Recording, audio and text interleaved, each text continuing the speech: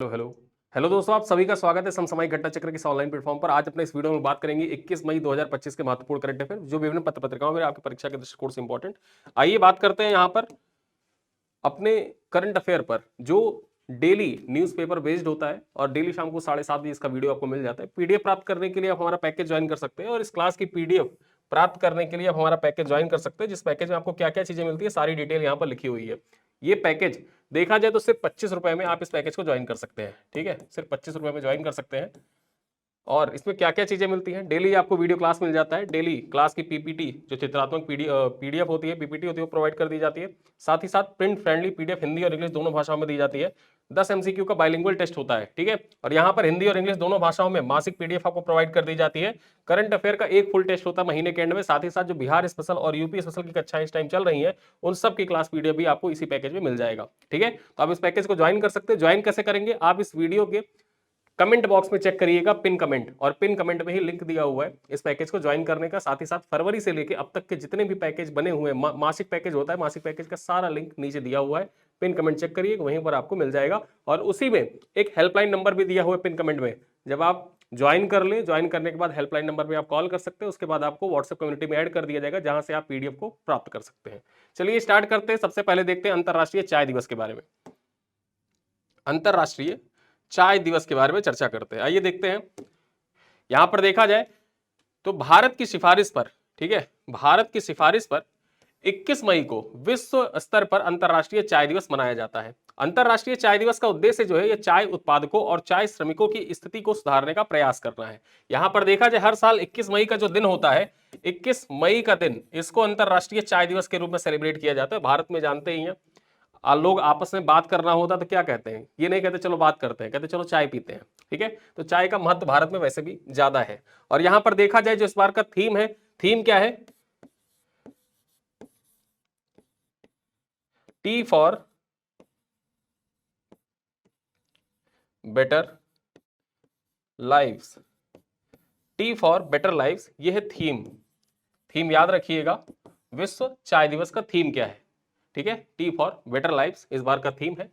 यहां पर चर्चा करें आगे। संयुक्त राष्ट्र महासंघ ने अक्टूबर 2015 में चाय पर एफएओ अंतर सरकारी समूह में भारत द्वारा पेश किए गए एक प्रस्ताव के आधार पर 21 मई को अंतरराष्ट्रीय चाय दिवस के रूप में नामित किया। ठीक है, और ये कब नामित किया गया था, 2019 में इसको नामित किया गया था। 2015 में भारत ने रिकमेंड किया था कि 21 मई का जो दिन है, इसको अंतरराष्ट्रीय चाय दिवस घोषित किया जाए।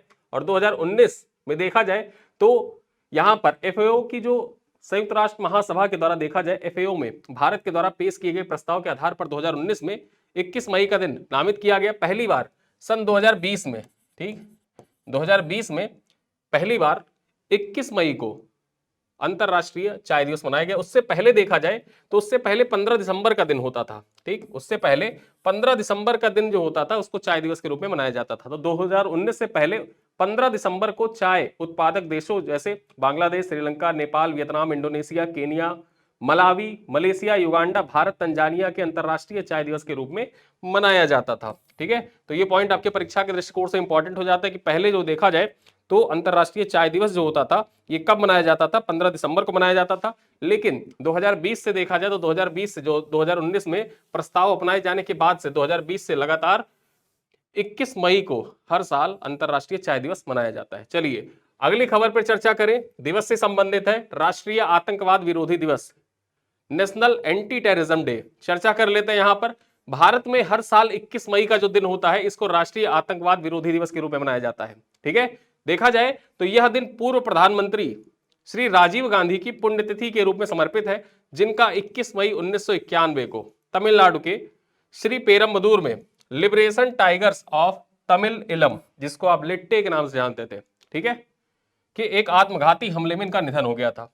यहां चर्चा कर ले राजीव गांधी के बारे में, तो राजीव गांधी भारत के 6वें प्रधानमंत्री, अपनी मां और तत्कालीन प्रधानमंत्री इंदिरा गांधी की हत्या के बाद 31 अक्टूबर 1984 को केवल 40 वर्ष की उम्र में प्रधानमंत्री बने थे, जिससे वे देश के सबसे युवा प्रधानमंत्री बन गए। ठीक है, देखा जाए तो जितने भी प्रधानमंत्री हुए हैं अब तक, उनमें सबसे युवा प्रधानमंत्री कौन, राजीव गांधी थे। मात्र 40 वर्ष की आयु में राजीव गांधी जो थे वो प्रधानमंत्री बने थे। ठीक है, चलिए आगे चर्चा करते हैं, खबर पर आते हैं अपने। शिरुई लिली महोत्सव का 5वां संस्करण। यहां पर देखा जाए सिरोही लिली महोत्सव का 5वां संस्करण इस बार आयोजित किया गया है। चर्चा कर लेते हैं।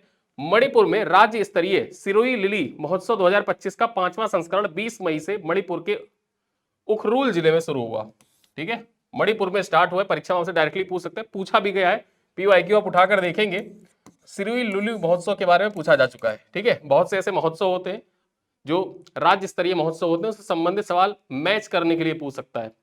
और पीवाईक्यू आप उठाकर देखेंगे तो पीवाईक्यू में ऐसे सवाल पूछे भी गए हैं। ठीक है, तो जो सिरोही लिली महोत्सव होता है ये कहां पर सेलिब्रेट किया जाता है? मणिपुर में सेलिब्रेट किया जाता है। आगे देखते हैं, जो सिरोही लिली उत्सव लुप्त प्राय पौधे, नाम क्या है इसका?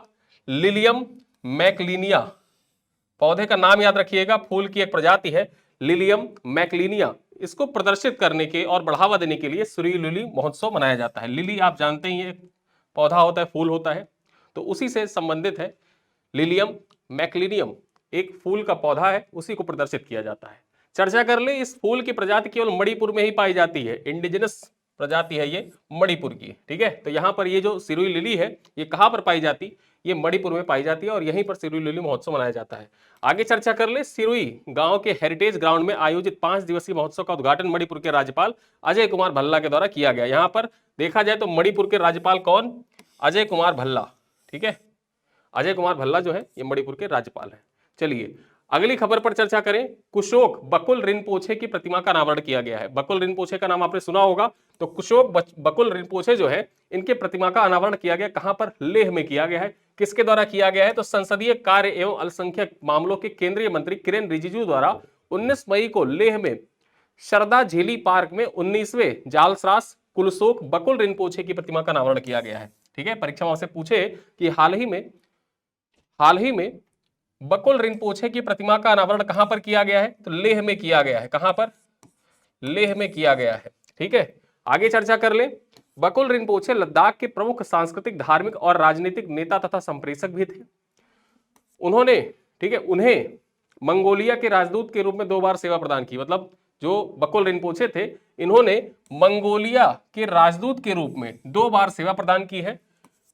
कुशोक बकुल रिनपोछे को उनके निस्वार्थ योगदान के लिए आधुनिक लद्दाख का निर्माता भी माना जाता है। यानी कि आधुनिक लद्दाख जो है उसका निर्माता किसको कहा जाता है? बकुल रिनपोछे को ही कहा जाता है। और देखा जाए तो इन्हें पद्म भूषण से भी सम्मानित किया गया। किससे? पद्म भूषण से सम्मानित किया गया। कब? 1988 में। जो बकुल रिनपोछे थे इनको 1988 में पद्म भूषण से सम्मानित किया गया था और इनकी प्रतिमा का अनावरण किया गया। कहां पर? लेह में किया गया है। और इनको आधुनिक लद्दाख का देखा जाए तो जनक भी माना जाता है, निर्माता माना जाता है। ठीक है, चलिए चर्चा करते हैं अगली खबर पर। इंपॉर्टेंट है और मोस्ट इंपॉर्टेंट है, मोस्ट इंपॉर्टेंट सवाल है। ठीक है, ये आपके परीक्षा में आना फिक्स है कि आएगा।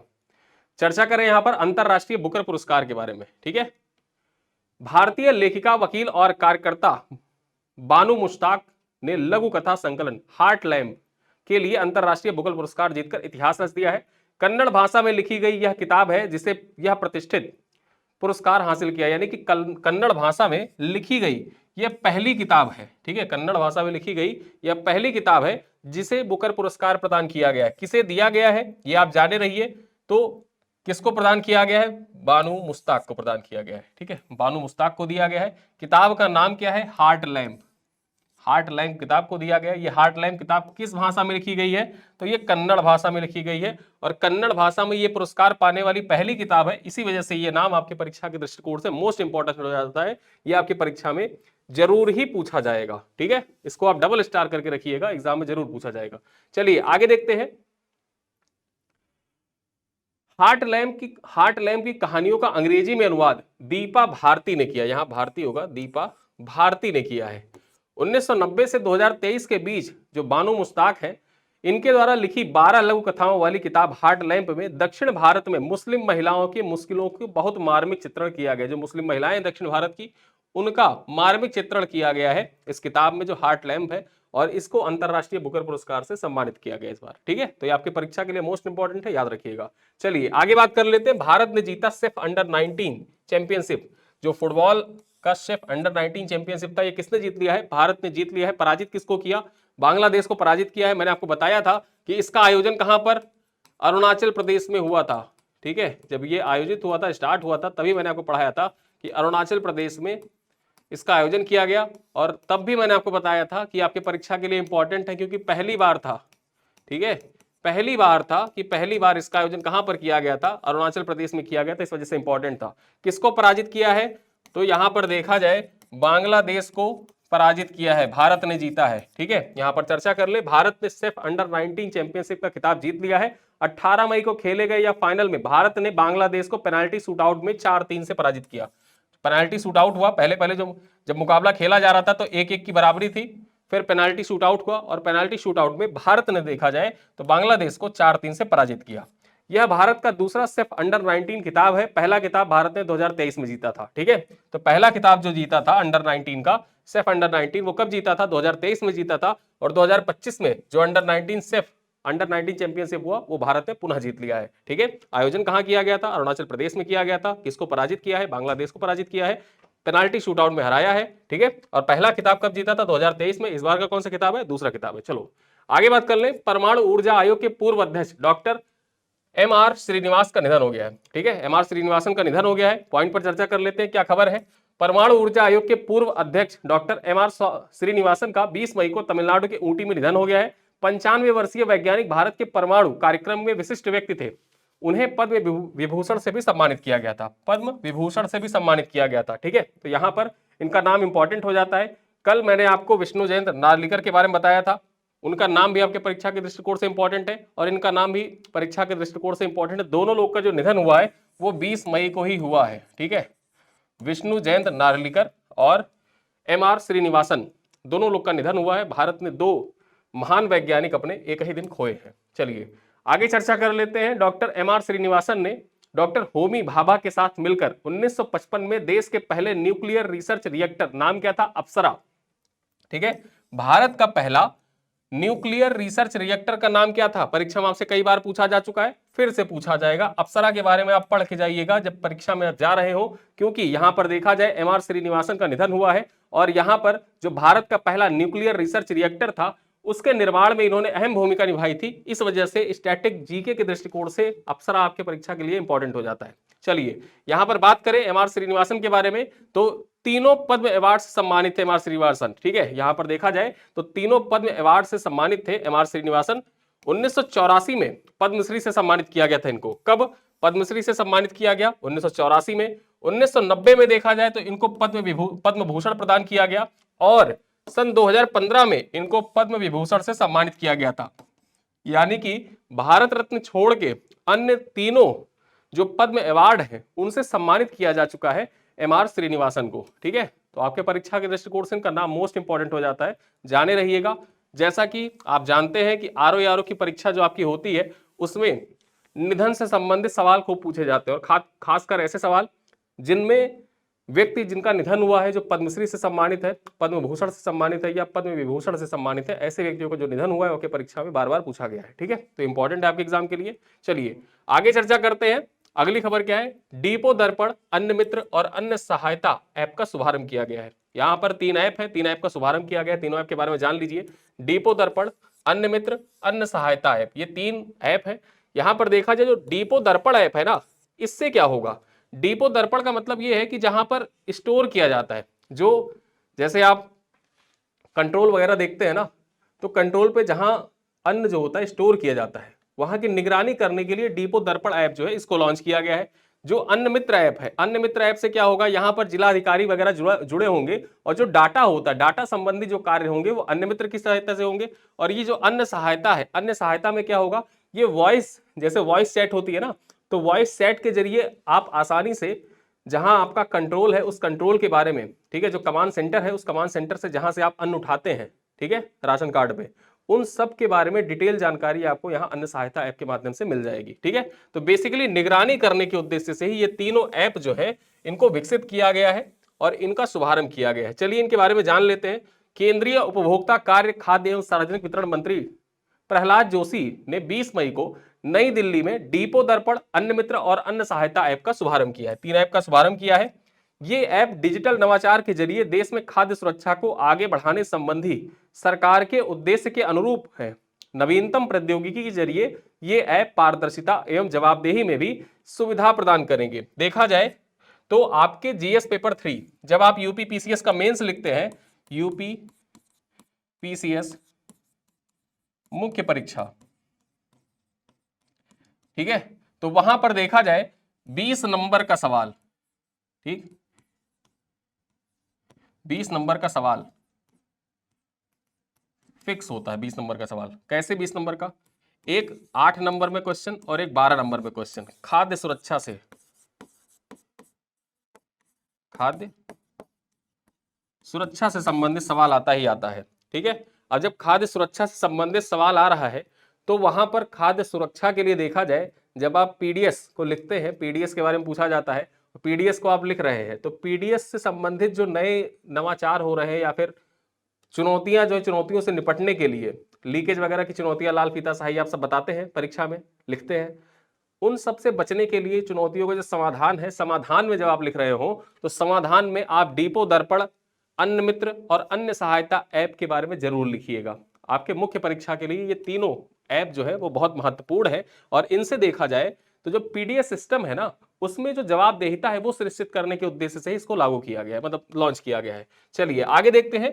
ई शासन के उपकरण के रूप में ये ऐप देश में कृषि बुनियादी ढांचे और जन वितरण प्रणाली जो पीडीएस है ना को आधुनिक बनाने में सहायक होंगे, ठीक है। ये ऐप्स दक्षता, सेवा गुणवत्ता, बुनियादी ढांचे और परिचालन कुशलता को बढ़ाने में भी सहायक होंगे। तो ये आपके परीक्षा के दृष्टिकोण से मोस्ट इंपॉर्टेंट हो जाता है, ये आपके परीक्षा के लिए इंपॉर्टेंट है। चलिए चर्चा करते हैं। यहां पर मेडिकल कॉलेजों के मामले में यूपी अब पूरे देश में नंबर 1, उत्तर प्रदेश जो है ये पूरे देश में नंबर 1 है। यहां पर देखा जाए तो ये बात किसने कही है? ये बात रक्षा मंत्री के द्वारा कही गई है, डॉक्टर केएनएस मेमोरियल हॉस्पिटल के स्थापना दिवस के अवसर पर। 25वां स्थापना दिवस इसका मनाया जा रहा है। कौन सा? सन 2000 में जो केएनएस मेमोरियल हॉस्पिटल था, सन 2000 में इसकी स्थापना हुई थी और उस टाइम देखा जाए तो राजनाथ सिंह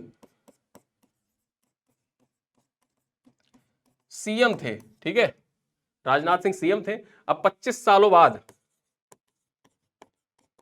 25 साल बाद यहां पर देखा जाए तो जब जयंती स्थापना दिवस सेलिब्रेट किया जा रहा है तो राजनाथ सिंह मुख्य अतिथि के रूप में केएनएस मेमोरियल हॉस्पिटल में उद्घाटन समारोह में पहुंचे थे और वहीं पर देखा जाए तो उन्होंने बताया कि मेडिकल कॉलेजों की संख्या के लिहाज से यूपी देश में नंबर 1 है और एमबीबीएस सीटों के लिहाज से दूसरा राज्य बन चुका है, ठीक है, दूसरा राज्य बन चुका है।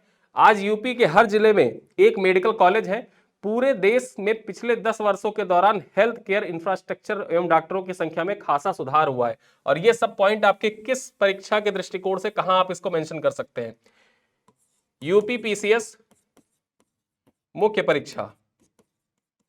देखिए मैं आपको डेली करंट अफेयर पढ़ाता हूं, अब उसका यूज कहां है तो वो भी बताना जरूरी है, ताकि आप पढ़ें तो आपको लगे कि हाँ अच्छी चीजें बताई जा रही हैं और आपके एग्जाम में वो चीजें कहां आपको यूज करनी है वो भी मैं बता देता हूं। आप इसको यूज करेंगे यूपी का जो पेपर 5-6 होता है ना, 5 और 6, तो उसमें पेपर 5 में आप इसको यूज कर सकते हैं। जो उत्तर प्रदेश में स्वास्थ्य क्षेत्र है, स्वास्थ्य क्षेत्र से संबंधित वहां यूपी पीसीएस का जो पेपर 5 है उसमें एक टॉपिक दे रखा है उत्तर प्रदेश में स्वास्थ्य सेवाएं, ठीक है। वहां पर जब आप उत्तर प्रदेश में जब हेल्थ इंफ्रास्ट्रक्चर की बात करेंगे, स्वास्थ्य क्षेत्र की बात करेंगे, तो जो बुनियादी ढांचा विकास है उनमें इन सब पॉइंट्स को आपको लिखना है, एज इट इज लिखना है, जैसे लिखी गई है एज इट इज आप इसको उठाइए, यहां से कॉपी करिए और वहां पेस्ट कर दीजिए, ठीक है। तो आपको यही लिखना है कि मेडिकल कॉलेजों की संख्या के लिहाज से यूपी देश में नंबर 1 है, एमबीबीएस सीटों के लिहाज से दूसरा राज्य बन चुका है, यूपी के आज हर जिले में एक मेडिकल कॉलेज है, पूरे देश में पिछले 10 वर्षों के दौरान हेल्थ इंफ्रास्ट्रक्चर में डॉक्टरों की संख्या में खासा सुधार हुआ है। साल 2014 से पहले देश में केवल 387 मेडिकल कॉलेज थे, वहीं आज 2024 में बढ़कर, वहीं आज मतलब 2024 तक देखा जाए, 2024 तक का ये आंकड़ा है, कहा जा रहा है कि 780 पहुंच गए हैं मेडिकल कॉलेज की संख्या, ठीक है। एमबीबीएस सीटों की संख्या में 130% का इजाफा हुआ है। 2014 से पहले एमबीबीएस की सीटें लगभग 50,000 थी, ठीक है, और वहीं पर अब देखा जाए 2024 तक के आंकड़ों के अनुसार देखा जाए तो इनकी संख्या कितनी हो गई है? 1.20 लाख, यानी 1,20,000 हो गई है एमबीबीएस की सीटों की संख्या। तो ये सारे पॉइंट आप एग्जाम में अपने मेंशन कर सकते हैं, लिख सकते हैं। चलिए अगली खबर देखें। E0 FIR की शुरुआत की गई है, गृह मंत्रालय के द्वारा E0 FIR की शुरुआत की गई है। चर्चा कर लेते हैं पॉइंट्स पर। तो साइबर अपराधों से मुकाबले की दिशा में एक अहम कदम उठाते हुए गृह मंत्रालय ने ई0 FIR नामक एक नई पहल की शुरुआत की है। यह पायलट प्रोजेक्ट फिलहाल दिल्ली में लागू किया गया है, लेकिन जल्द ही इसे पूरे देश भर में विस्तारित कर दिया जाएगा। ठीक है, अब इसके बारे में जान लेते हैं। यह पहल भारतीय साइबर अपराध समन्वय केंद्र, जिसको आप I4C कहते हैं, I4C। अब यहां I4C का मतलब क्या है? Indian cyber crime coordination centre, इसी को आप I4C कहते हैं। परीक्षा में पूछे कि I4C का पूर्ण रूप है, ठीक है, I4C का पूर्ण रूप है क्या है? Indian cyber crime coordination centre. ठीक है, और इसकी देखा जाए तो ब्रांड एम्बेसडर कौन है? जो I4C है, I4C का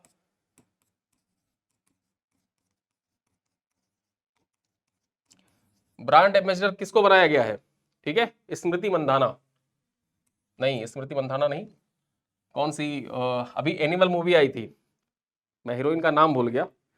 अभी जो एनिमल मूवी आई थी ना, उसमें जो हीरोइन थी उन्हीं को बनाया गया है। ठीक है, उन्हीं को बनाया गया है। एनिमल मूवी की जो लीड हीरोइन थी, तो उन्हीं, वो जो हीरोइन है उन्हीं हीरोइन को बनाया गया है। अभिनेत्री जो है साइबर अपराध समन्वय केंद्र का, उनको ब्रांड एम्बेसडर बनाया गया है। आप लोग कमेंट करके बताइएगा कि एनिमल मूवी जो आपने देखी थी उसकी हीरोइन कौन है। ठीक है, मैं उनका नाम भूल गया, मेरे जुबान पर है, मैं मिस कर गया। ठीक है, यहां देखा जाए 20 मई 2025 को गृह मंत्री अमित शाह ने इस योजना की घोषणा की, जिसका उद्देश्य है उच्च मूल्य वाले साइबर वित्तीय धोखाधड़ी मामले में FIR दर्ज करने की प्रक्रिया में तेजी लाना। बेसिकली देखा जाए तो जो साइबर वित्तीय अपराध होते हैं, ठीक है, साइबर वित्तीय अपराध होते हैं, आपके पास फोन कॉल आते हैं, SP साहब का फोन आ गया, DSP साहब का फोन आ गया, थाने से फोन आ गया कि आपके बच्चे को किडनैप करके, मतलब आपके बच्चे को यहां पर देखा जाए तो गलत कामों में लिप्त पाया गया है, हमने आपके अपने बच्चे को थाने बिठा के रखा है आपके बच्चे को, और आप इतने रुपए दीजिए तो आपके बच्चे को हम छोड़ देंगे, कोई FIR फाइल नहीं होगी। पैनिक करके आप पैसा भेज देते हैं और पता चलता है बाद में कि आपके साथ फ्रॉड हो गया, आपका बच्चा तो स्कूल से घर आ रहा है अभी। तो ये सारी चीजें जो होती है, इन सब मामलों में जो साइबर वित्तीय धोखाधड़ी है, तो साइबर वित्तीय धोखाधड़ी में देखा जाए तो तीव्रता से FIR दर्ज किया जाए और क्विक रिस्पॉन्स दिया जाए इस पे। इसी के उद्देश्य से जो ये E0 FIR है, इसको लॉन्च किया गया है। किसके द्वारा? गृह मंत्रालय के द्वारा लॉन्च किया गया है। ठीक है, चलो अगली खबर पर चर्चा करें। कामिल इद्रिस सूडान के नए प्रधानमंत्री बने। कामिल इद्रिस जो है ये सूडान के नए प्रधानमंत्री बन गए हैं। अब यहाँ पे इनसे संबंधित जो महत्वपूर्ण पॉइंट है उन पर चर्चा कर लेते हैं, फिर उसके बाद अपने वीडियो को समाप्त करते हैं। सूडान के सेना प्रमुख जनरल अब्देल फताह अल बुरहान ने 19 मई 2025 को कामिल अल तैयब इद्रिस को देश का नया प्रधानमंत्री नियुक्त किया है, जो अप्रैल 2023 में शुरू हुए गृह युद्ध के बाद पहली बार यह पद भरा गया है। यानी कि 2023 से अब तक जो प्रधानमंत्री का पद था सूडान में वो खाली था, क्योंकि गृह युद्ध चल रहा था और सत्ता पर देखा जाए तो सेना ने कंट्रोल बना के रखा था। ठीक है, लेकिन अब जो वहां के सेना प्रमुख है, सेना प्रमुख जनरल अब्दुल फताह अल बुरहान के द्वारा देखा जाए तो जो कामिल इद्रिस है इनको सूडान का प्रधानमंत्री बनाया गया है। और ये नाम आपके परीक्षा के दृष्टिकोण से इंपॉर्टेंट भी हो जाता है। ठीक है, क्यों इंपॉर्टेंट है मैं ये भी बता दूं। आप PYQ उठा के देखेंगे UP PCS का, वहां पर जो अंतरराष्ट्रीय नियुक्तियां होती हैं या तो किसी बड़े अंतरराष्ट्रीय संस्था से पूछा गया है, या फिर हर बार अफ्रीका या साउथ एशिया, ठीक है, अफ्रीकी देश या साउथ अफ्रीकी देश में साउथ इंडिया में देखा जाए, यहाँ पर साउथ इंडिया का साउथ एशिया में, ठीक है, साउथ एशिया में देखा जाए तो जो देश है उनके जो प्रधानमंत्री या राष्ट्रपति, जैसे लास्ट टाइम मोहम्मद मुइज़ू के बारे में पूछ लिया, उसके बाद पूछ लिया, उसके पहले पूछा था इथोपिया के बारे में पूछ लिया था। तो ऐसे पॉइंट्स जो होते हैं ना वो आपके परीक्षा के लिए इंपॉर्टेंट हो जाते हैं। जो प्रधानमंत्री राष्ट्रपति की नियुक्ति होती है, नए राष्ट्रपति बनते हैं, नए प्रधानमंत्री बनते हैं, उनका नाम इंपॉर्टेंट हो जाता है आपकी परीक्षा के दृष्टिकोण से। ठीक है, तो ये नाम इंपॉर्टेंट है। कामिल इद्रिस का नाम सूडान के नए प्रधानमंत्री बने हैं। यहाँ पर तख्ता पलट के बाद जो 2023 में देखा जाए तो तख्ता पलट हुआ था और सत्ता पे कब्जा सेना के द्वारा कर लिया गया गृह युद्ध के बाद में। उसके बाद देखा जाए तो पहली बार यह है कि यह पद भरा गया है। यह कदम राजनैतिक स्थिरता की दिशा में एक महत्वपूर्ण पहल माना जा रहा है, खासकर खार्तुम पर सैन्य नियंत्रण की पुनः स्थापना के बाद। देखा जाए सूडान की राजधानी क्या है? खार्तुम, और इसको UP PCS में कई बार पूछा जा चुका है। ठीक है, UP PCS में कई बार आपसे पूछा जा चुका है कि सूडान की राजधानी क्या है, मैच द फॉलोइंग में। चलिए अब यहां पर आज के जो क्लास थी उसी क्लास पर, उसी स्लाइड पर आधारित कुछ क्वेश्चन आपके लिए, जिनका उत्तर आपको कमेंट बॉक्स में देना है। पहला प्रश्न क्या है सिरोही लिली महोत्सव 2025 किस लुप्तप्राय प्रजाति को संरक्षित करने और प्रचारित करने के उद्देश्य से आयोजित किया जाता है? नीला कुरुंजी, लिलियम, मैक्लिनिया, ब्रह्मकमल या नीलकमल? ठीक है, तो आपको बताना है, ये 4 ऑप्शन है, किस फूल को या किस प्रजाति को संरक्षित करने के लिए सेलिब्रेट किया जाता है सिरोही लिली महोत्सव? ठीक है, और कहां पे सेलिब्रेट किया जाता है ये भी आप बता सकते हैं, कहां पर सेलिब्रेट किया जाता है, क्योंकि ये इंडिजिनस, उस राज्य का इंडिजिनस प्रजाति है, वहीं पर पाई जाती है। चलिए बात करते हैं क्वेश्चन नंबर 2 की। क्या कह रहा है? कुशोक बकुल रिनपोचे को किस वर्ष पद्म भूषण से सम्मानित किया गया था? 1975 में, 1988 में, 1999 में या सन 2005 में? क्वेश्चन नंबर 3 है, किस भारतीय लेखिका ने हार्ट लैम्प के लिए अंतरराष्ट्रीय बुकर पुरस्कार 2025 जीता है? और ये आपके परीक्षा के लिए इंपॉर्टेंट है, हो सकता है एज इट इज आपसे परीक्षा पूछ लिया जाए ये क्वेश्चन। ऑप्शन चेंज कर दे, ऑप्शन का मुझे नहीं पता, लेकिन ये क्वेश्चन, ये इतना वर्डिंग जो लिखा हुआ है ना, ये वर्डिंग हो सकता है आपसे डायरेक्टली ऐसे ही पूछ ले। ठीक है, तो इस क्वेश्चन को याद रखिएगा, अपने दिमाग में फिट रखिएगा। किसको दिया गया है? बानू मुश्ताक को दिया गया, वैसे आप टिक करके बता सकते हैं। चलिए क्वेश्चन नंबर 4 की बात करें। भारत सेफ अंडर 19 चैंपियनशिप 2025 का फाइनल किस देश को हराकर जीता है? नेपाल को, श्रीलंका को, बांग्लादेश को या मालदीव को? क्वेश्चन नंबर 5 है, डॉक्टर एम.आर. श्रीनिवासन ने भारत के किस पहले न्यूक्लियर रिसर्च रिएक्टर के निर्माण में योगदान दिया था? कामिनी, धारवा, ठीक है, अप्सरा, इंद्रधनुष? क्वेश्चन नंबर 6 है, डीपो दर्पण, अन्न मित्र और अन्न सहायता ऐप्स किस मंत्रालय के द्वारा लॉन्च किए गए हैं? कृषि मंत्रालय, उपभोक्ता कार्य एवं खाद्य सार्वजनिक वितरण मंत्रालय, ग्रामीण विकास मंत्रालय या सूचना एवं प्रौद्योगिकी मंत्रालय के द्वारा? क्वेश्चन नंबर 7 कह रहा है, मेडिकल कॉलेजों की संख्या के लिहाज से भारत में किस राज्य ने शीर्ष स्थान प्राप्त किया है? मतलब कौन सा ऐसा राज्य है जहां पर मेडिकल कॉलेजों की संख्या सर्वाधिक है? महाराष्ट्र, तमिलनाडु, कर्नाटक या उत्तर प्रदेश?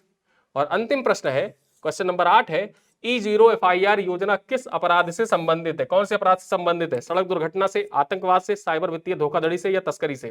ठीक है, तो ये 8 प्रश्न मैंने आपसे पूछे और इन 8 प्रश्नों का उत्तर आपको कमेंट बॉक्स में देना है। वीडियो बहुत लंबा नहीं है, लगभग 27-28 मिनट का वीडियो होता है, 30 मिनट तक का वीडियो आता है आपके बीच डेली, और इस वीडियो को एंजॉय किया करिए। डेली के जो न्यूज़पेपर होते हैं, न्यूज़पेपर बेस्ड जो महत्वपूर्ण करंट अफेयर होते हैं, आपके एग्जाम के दृष्टिकोण से कोई भी ऐसी खबर नहीं होगी जो छूट जाए। जो बहुत महत्वपूर्ण खबरें हैं उन सबको यहाँ पर समाहित किया जाता है। और इससे इतर मैं आपको हमेशा कहता हूं कि आप करंट अफेयर के लिए 2 सोर्स जरूर फॉलो करिए। ठीक है, आप इस वीडियो को पूरा देखिए, इस वीडियो को, और जो निरंतर दृष्टि मैगजीन आ रही है,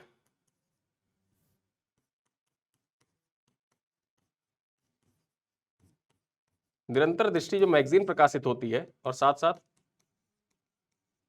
वीडियो, इन 2 सोर्स को आप फॉलो कर लीजिए। अगर आपके परीक्षा में 30 प्रश्न पूछे जा रहे हैं तो आप 28 से 29 प्रश्न, ठीक है, 28 से 29 प्रश्न आपके कवर हो जाएंगे। इस चीज की गारंटी है कि 28 से 29 प्रश्न आप अपनी परीक्षा में कर सकते हैं आसानी से। एक प्रश्न की गारंटी कोई नहीं लेता, क्या पूछ ले आयोग, क्या आयोग की माया, कुछ भी पूछ सकता है। तो इस वजह से 28 से 29 प्रश्न अगर जो आप सही करना चाहते हैं, सिर्फ वीडियो देखकर, अगर आप चाहते हैं कि, कुछ लोग कहते हैं कि सिर्फ वीडियो देखकर कितना कर सकते हैं, देखिए निरंतर दृष्टि और वीडियो में खास अंतर पता है क्या है? खास अंतर ये है कि निरंतर दृष्टि जो मैगजीन होती है वो किताब के फॉर्मेट में होती है, और डेली न्यूज़पेपर बेस्ड में क्या होता है कि डेली जो सुबह से लेकर शाम तक की खबर, जो न्यूज़पेपर में खबर आई, उन खबरों को उठा के आपके समक्ष प्रस्तुत कर दिया जाता है। ठीक है, जो मैगजीन होती है वो पूरे महीने का रिसर्च करके आपके समक्ष प्रस्तुत किया जाता है। उसमें से बहुत सी ऐसी खबरें होती है, बहुत डिटेल होती है, इन डिटेल खबरें प्रस्तुत की जाती है, लंबी खबरें होती हैं। ठीक है, उसको आप डिटेल में पढ़िए, डिटेल में पढ़ने के बाद आप उसको एंजॉय करिए। लेकिन यहाँ पर जो डेली न्यूज़पेपर में खबरें होती है, इंपॉर्टेंट होता है, जो इंपॉर्टेंट पॉइंट्स होती है, उन पॉइंट्स को उठा के शॉर्ट में आपके सामने रख दिया जाता है कि आप इसको पढ़िए, ये दिमाग में बिठा लीजिए। आपके परीक्षा में अगर 30 प्रश्न पूछे जा रहे हैं तब भी आप 23 से 24 प्रश्न, 25 प्रश्न तक करने के लिए एकदम पूर्ण रूप से तत्पर होते हैं। ठीक है, निरंतर दृष्टि मैगजीन है, आप दोनों फॉलो कर लीजिए। आप 28 से 29 प्रश्न करने के लिए पूर्ण रूप से सक्षम हो जाएंगे, सारी नॉलेज आपको हो जाएगी। ठीक, तो चलिए इसी के साथ मैं इस वीडियो को समाप्त करता हूं, मिलते हैं अगली क्लास में, तब तक के लिए धन्यवाद।